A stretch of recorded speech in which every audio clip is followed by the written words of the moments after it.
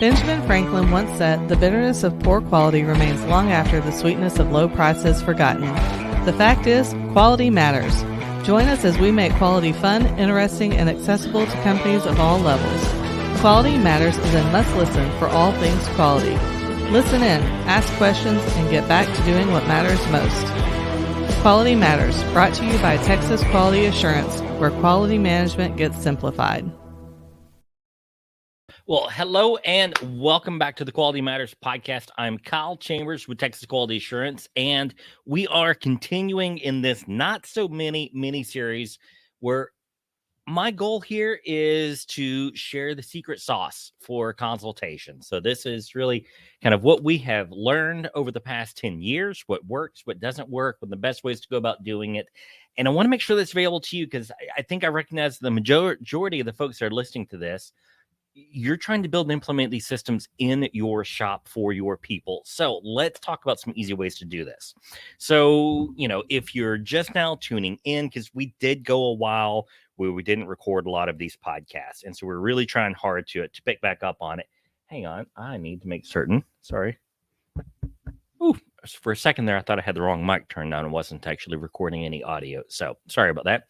But hey, I don't like to edit these things either. I kind of want it to be just live, raw, whatever it is. So we do pre-record them, but I try not to edit these things much. In any case, if you're tuning in, you hadn't checked out some of the past episodes, some of the recent episodes, we've been talking about, what that initial gap assessment looks like. Gap assessment, super important. The goal, and you can go back and listen to it for more, but the goal is that we identify what the company does, not how they should be doing things. It's really more of what an audit is. An audit is there to identify, are you doing what you're supposed to be doing, what you say you're going to do? The gap assessment is really, what are you doing? You may or may not already be compliant to the standard. I don't know until I take a look. So the topic we're talking about today is going to be looking at our vendors, our suppliers, our external providers. There's 1,000 ways that you can name these. For Texas Quality Assurance, we call it something a little bit different. When we work with other consultants or providers, we call them industrial solutions partners. It's effectively, these are our suppliers. These are the folks we go to when we need services we can't provide directly. So kind of, I guess, a shout out to one of them. So one of them is RSB Environmental. So anytime that we do environmental consultation for folks, let me tell you, I don't personally enjoy, nor am I the best at identifying the legal requirements for a company. So we contract them to help us identify what are those legal requirements that these folks are looking at, what permits and practices need to be in place for them to be successful. So everyone's got suppliers. Now, when we're talking about suppliers, we're talking about ISO. We've really got to make certain that we're talking about our approved suppliers. So you've probably heard the terms AVL, ASL, approved vendor list, approved supplier list. Of course, the 2015 edition of the ISO 9001 standard calls them external providers. So they provide, external products or services. All right. It's someone that's not an employee that we utilize. This could be your 1099 vendor, your 1099 contractors, could be all sorts of things. Well, inevitably, first thing that happens with most of these consultation projects is we ask, do you have a list of your approved vendors? And, I try not to ask that in too leading of a way, but it's like, I want to see what they've got. And the majority of the time, it's just an export from their financial system, which is good. Hey, we're tracking who we're purchasing from. We're trying to keep some controls in place. Fantastic. Never make anyone feel bad if that's all they've got. Because there have been shops we've worked with where they didn't even have that. They just wait on the invoice to show up and then make the determination how to handle it. So not everyone on that vendor list, though, matters. And this is something I think we all inherently know, but we're really afraid to get that chopping block out. Now, a lot of folks, too, have definitions that make no sense, and we feel like we have to do this because ultimately some consultant told them they had to. Unless the specific management system you're going after, certification to, has some really specific clauses and requirements in there, what I'm about to tell you now is going to work 95, 98% of the time. Small tweaks and variations, but that's very different to make a tweak or a variation or an improvement as opposed to completely put a different system in place. So when it comes to suppliers, for most shops, there's exceptions out there, but for most shops, we tend to have a pretty good bead on how well our suppliers are doing without a scorecard. Realistically, we know if they're late regularly. We know if the product's good regularly. We know if they do good work regularly. You get into some larger organizations, it's hard to keep up with, but generally speaking, we kind of know. So I'm going to operate from that standpoint that we actually have a bit of a relationship with them. We work with them. We're paying them. They want us to pay them. Life's good. All right. So if we work off that as kind of the basis, then we can have a little bit more of a fun conversation. Second thing is, do we even need to approve them? I mean, it sounds like a dumb question, but really, do we even need to approve them? And this is where the definitions thing comes in. So what I have heard too many folks do before is they'll have a critical supplier, they'll have key suppliers, they'll have direct material suppliers, they'll have services suppliers, they'll have special process suppliers, I've even had someone identify someone as a key supplier and a critical supplier and a super critical supplier.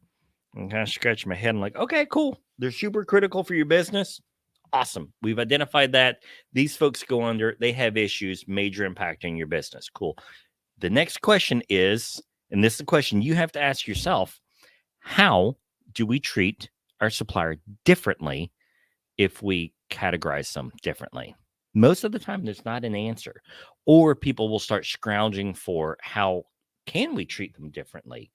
But no one ever stopped to ask the question, should we treat them differently?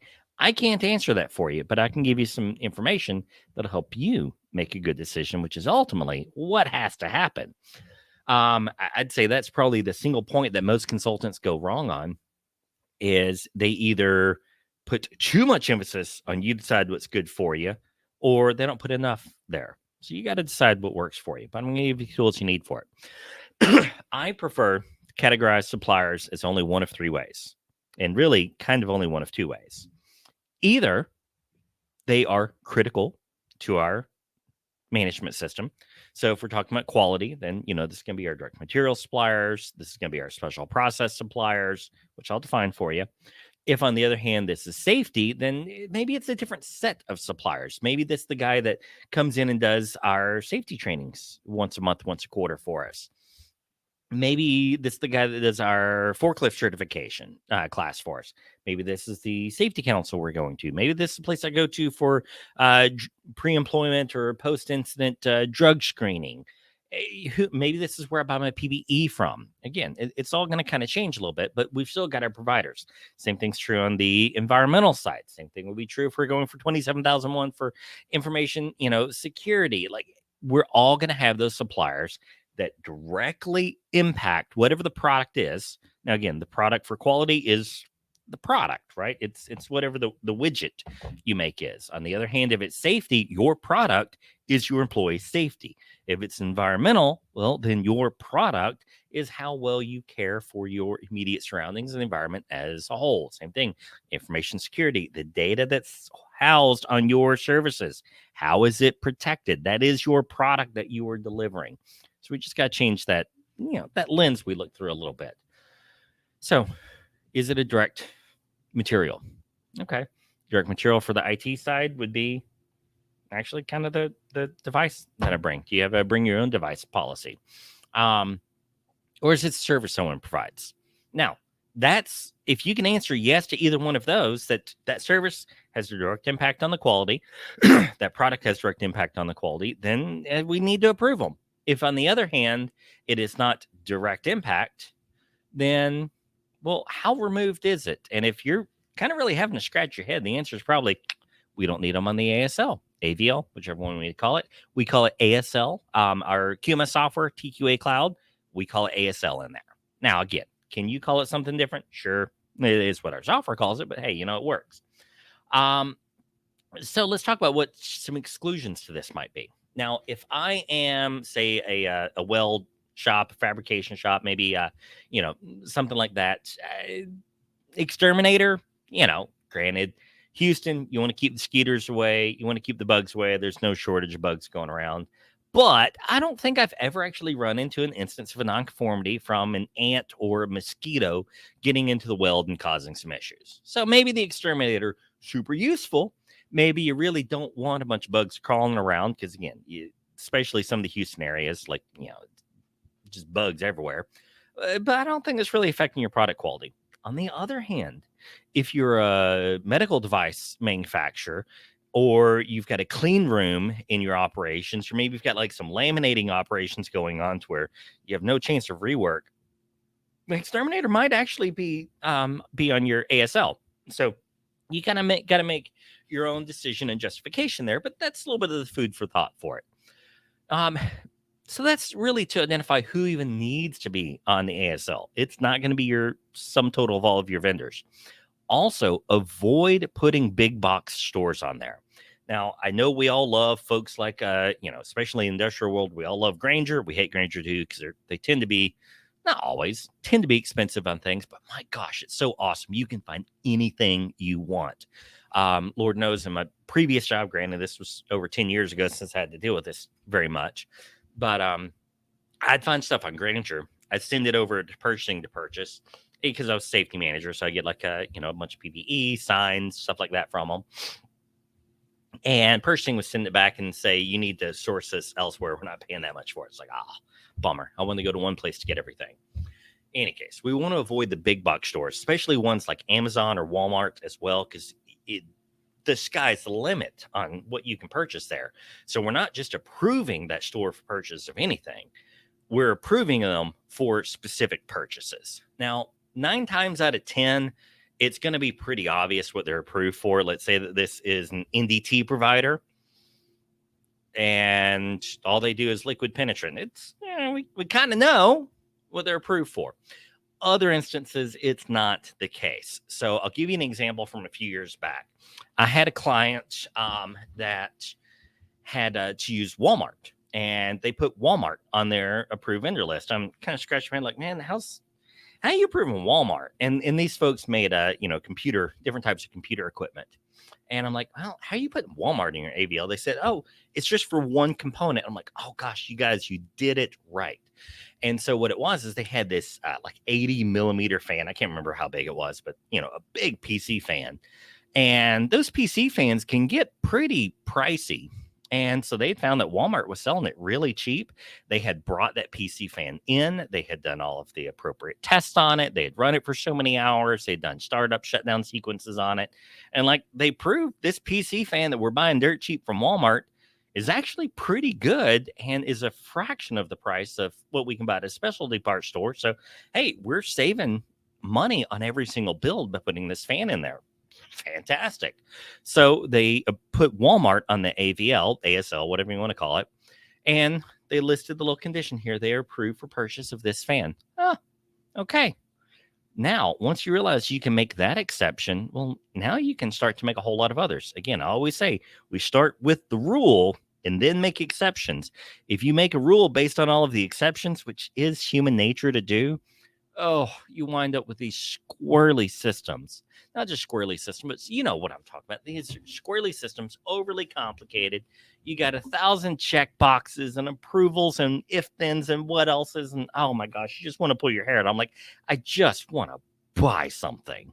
We don't want your people to have that frustration, because I'll tell you what will happen if you make your approved vendor selection and approval process, your purchasing process, too complicated.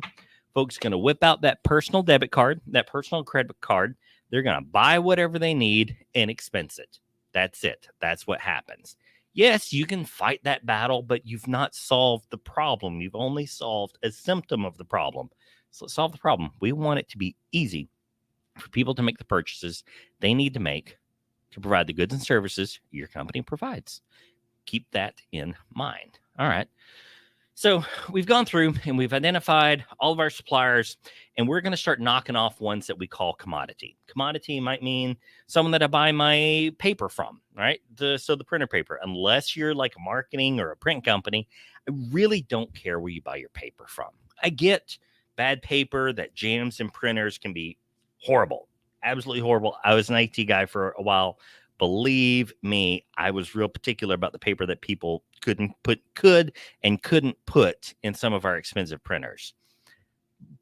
But that was just critical to me and to my job as an IT guy, not necessarily critical to the product we provided to our customers. So who cares? It's my IT rule, had nothing to do with our ISO certification. All right. So some other folks that aren't going to count are going to be like your sales and marketing folks. Sales and marketing folks, very valuable. I mean, yeah, business isn't going to function well without them, but are they necessarily within that scope of that management system? So unless you've just got real particular need to put them on the ASL, don't. Let your business run the way it needs to run. ISO is not here, or API or any of the other ones are not here to run your business. They're here to help make sure you run your business in a structured, orderly way. All right. So what about the folks that should be in there? That's going to be the folks that provide direct materials. This is going to be your sheet metal. This is going to be your weld wire. This is going to be, the folks you buy, lumber from, wiring, whatever electrical components you've got. That's what it's going to be. Maybe it's even you're purchasing a fully tested pressure vessel. Definitely someone to put on your AVL. But what about the folks that do, say, calibration of your equipment? Well, if that's a bad calibration, that pretty directly impacts my product quality. So we're going to count them in there. Same thing with folks that do any outside inspection work for us. Maybe it's someone that does an install for us. Maybe even the company that does your freight for you. While that is not as directly related to the product, if we're continually winding up with late shipments, it's a real bad issue for customer quality, because 9 times out of 10, we count some version, maybe not 9 times out of 10, 4 out of 5, we count some version of on-time delivery to show customer satisfaction, to show that we're monitoring that process. So you may even want to count the folks that use for freight and shipping, especially if you do hotshot orders. Now, another exception you'll run into is, Kyle, we need to use these folks one time because we're in a pinch, and we'll probably never use them again. I've seen folks handle this in a couple of ways, provided your procedure for this process covers it. You can do it this way. Again, minor exceptions depending on the individual standard you're working with. But you need a couple of things. Again, make sure it's written in your procedure you're allowed to do it. You can do a one-time purchase authorization. So you've got whoever the manager is or supervisor, it's wanting to use this company for a one-time deal. Cool. You just fill out a quick form. We're using these folks for a one-time purchase. Here's all their basic information. Hand that off to accounting or however it works in your team. And cool, we're using them one time, not again. We're not going to add them to the ASL. We're not going to keep up with them forever, but we're making it known that we are breaking our own rule, and we're doing it in a structured and ordered manner. Okay, that works. I've had another shop that did something very similar, but they would create a non-conformance report, and that non-conformance report had a supplier defect code and a little sub-tier defect code for supplier not issued. And then what they could do is then at the end of the year, they could run a report to see how many times did we purchase a supplier that wasn't on the ASL. Okay, cool. And then you can make sure that you had all of the necessary notifications, sign-offs, and such there. But you can do that. Another way that I've seen it done is they just go ahead and add them on to the AVL. They list them as, and we'll talk about what these codes are, as conditionally approved. And they leave them as conditionally approved for, say, 90 days. If we use them again within 90 days, we'll look at getting them fully approved. If we're not, then we'll move them back down out of that conditionally approved to a rejected status. Put in the notes it was a one-time only purchase. Then if we have to purchase from them again in the future, we got a little bit of history there on them, and we're good. So those are some ways you can do it. So don't assume that because you have exceptions to the rule, it's a bad rule. No, it's a good rule. But if we've got exceptions that we know occur, write those into your procedure and have a way to track it and account for it. I'm personally a fan of the non-conformance report method for it, because you're saying we did something that was not according to the prescribed way we're going to do it. We're going to document it. That works really well. Now, could this be out of control? Absolutely. That's why you document things, so you can prove if it went out of control at a later point in time. But the goal of these management system standards is not to turn our company into a bunch of robots. The job of these management system standards is to make sure that we're running our business effectively and in a repeatable manner that we can analyze and audit ourselves. Otherwise, there wouldn't be a whole monitoring and measuring of the management system clause to begin with. All right. So that's kind of the basics on ASL, AVL. And the next big question is, well, how do I approve a supplier? And Lord knows I have seen some of the most complicated, convoluted systems out there. We're scoring this supplier on 5 different categories, and we've got a scale of a 1 through 5 for all of them, and they've got to have a certain average at the end for us to approve them. And I'm like, guys, are y'all really utilize? I mean, those are all good ideas. If you could collect all that data and analyze it, I think it's a good idea. But guys, y'all are a company of 40 people. Who's spending 6 hours, 8 hours, 12 hours of research on these folks to find out what their purchase history is, to find out, call on all these different references and score them and rate them, and like, who's got the time to do it? And inevitably, oh, we didn't have time to do it. So what'd you do? Well, we just approved them anyways based off of XYZ. Like, okay, well, let's just start with the XYZ. Let's start there. Let's make a rule there. And maybe in 5 years' time, we can improve to this if there's a value, but we probably won't. And there's probably not a huge value, because the biggest value oftentimes, again, there's exceptions, I know, comes into play with, are they doing good work for us? Do we want to keep paying them to do this work for us? Or are they creating more hassle, headache, problems, nonconformities than it's worth? That's really what we're trying to decide. This clause in the standard was not written so that we could follow some weird set of rules and have a bunch of forms and checklists. The clause of the standard is there so that we can say we're monitoring who we buy from. We make the decision we're going to purchase from them before we do. So it's not just a whim decision. Well, we'll just try it out and see what happens. And that if they're not performing well, we can follow up on it. Huh. Okay. Well, once you realize that's all the standards really want from us, okay, now I can kind of work with it. Now I got some ideas. All right. So that supplier approval should be fairly straightforward.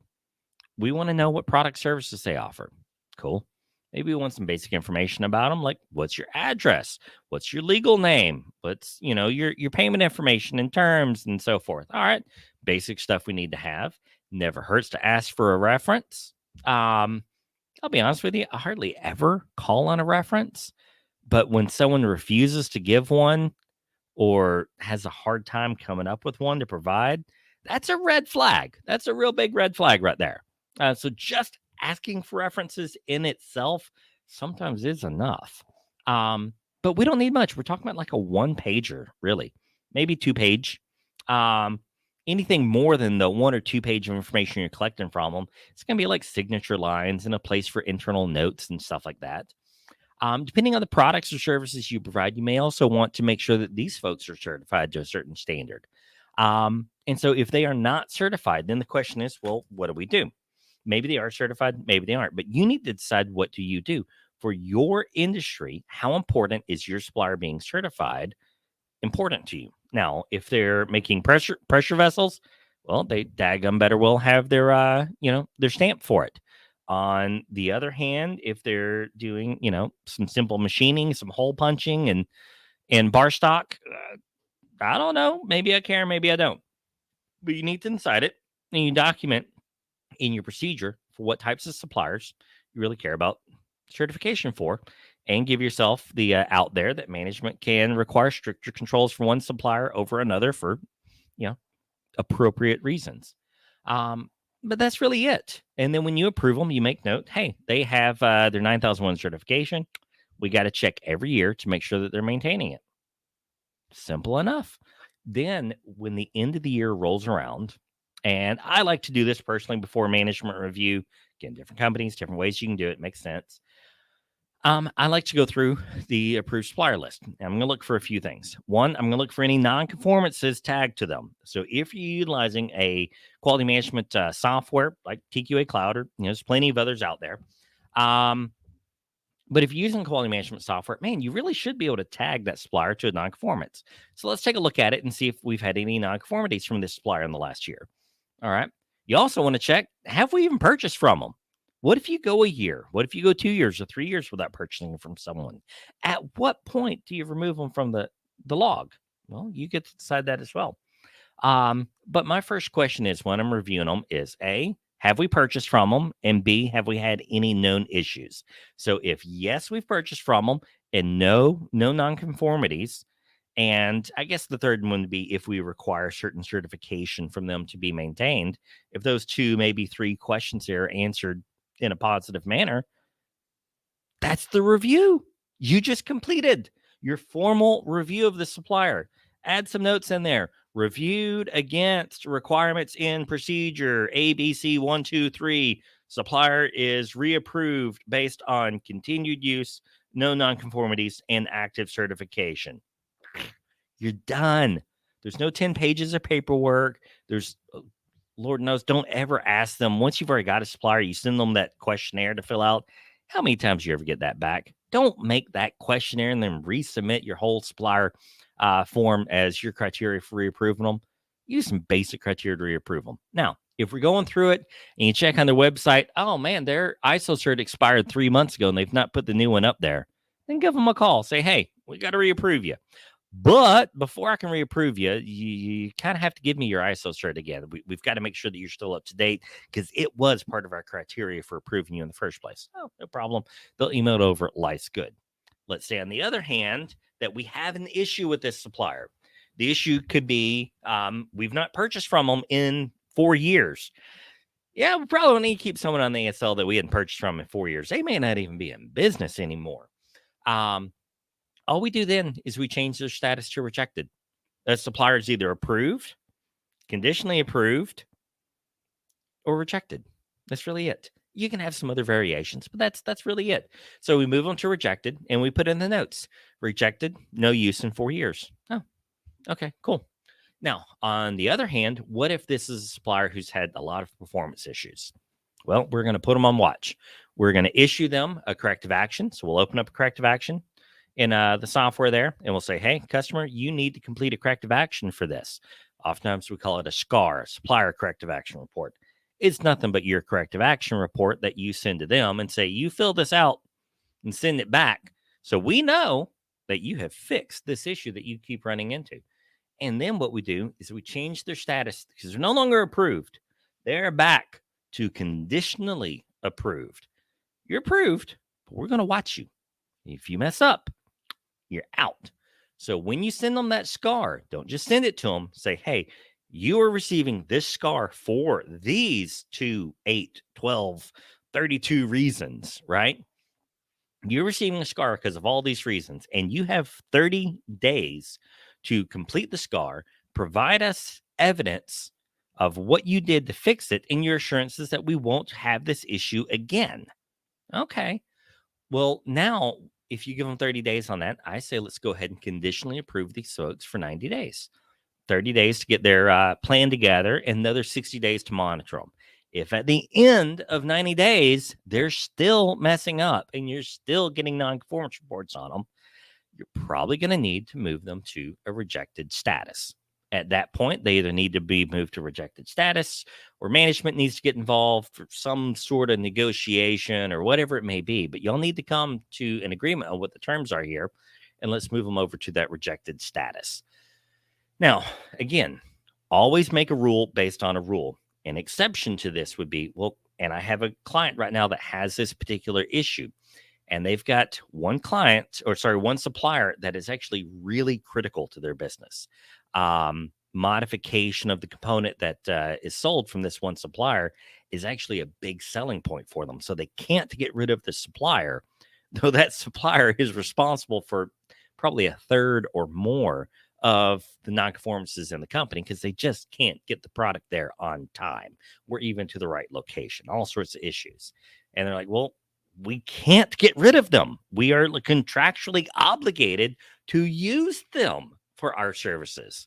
Well, they're an interesting one, and they're definitely going to show up on the management review. So every time there's an issue, an NCR is still issued. Every time they get so many NCRs in a certain period of time, their own internal rules and their procedure, they issue them a SCAR.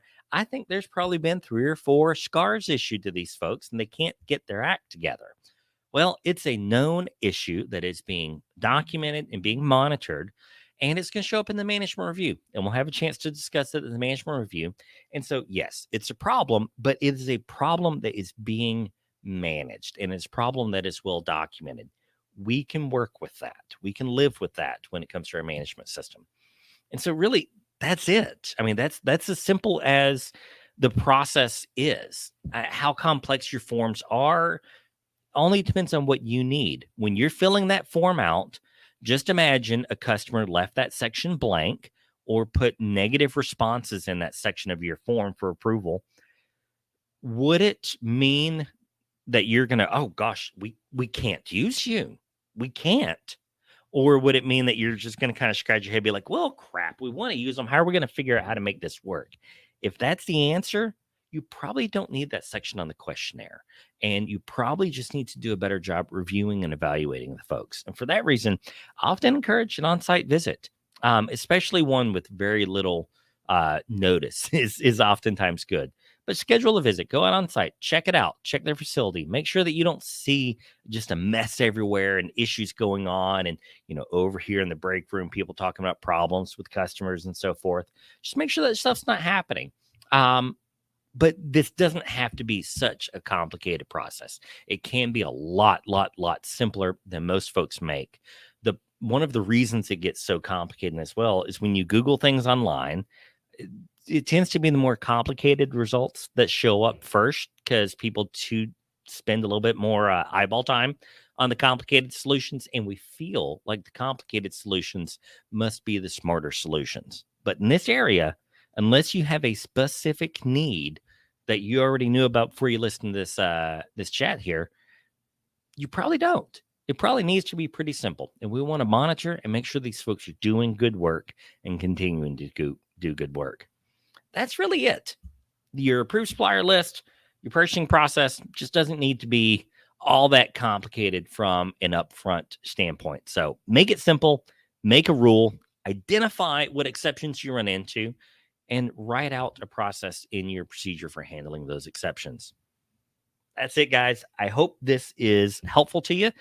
Obviously, what I'm supposed to say at the end of all these things, but it is a good thing to say, is please be sure to like and subscribe.